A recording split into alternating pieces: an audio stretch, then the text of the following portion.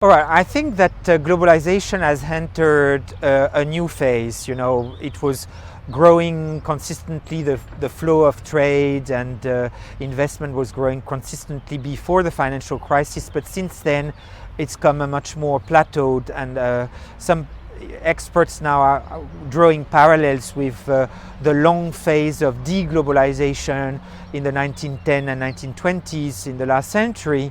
And I think, you know, we're seeing some continuous expansion of globalization in the East, but more and more popular backlash against globalization in the West, explaining the rise of Donald Trump and the Brexit vote. So collectively, we've been richer. The world is 3 times richer than what it was in 1990. But there have been a lot of losers in globalization. So going forwards, it's all going to depend on how we deal with those growing inequalities in the Western world in particular.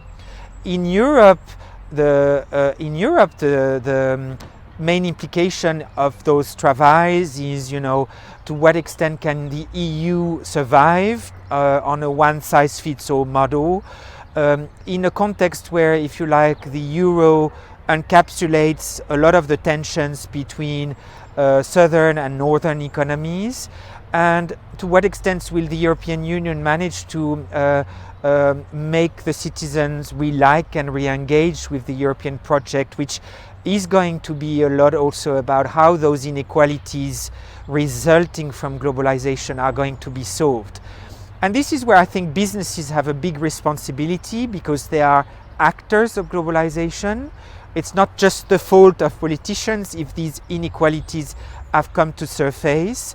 And we as business schools need to engage our business constituencies about how they can place globalization on a better footing, a more inclusive footing, where social, economic type of inequalities will be rebalanced. For example, around the natural environment, about taxation, about job creation, and fundamentally about how businesses will help societies prepare for the employment of the future, right? We are on the cusp of this new era of artificial intelligence and robotics.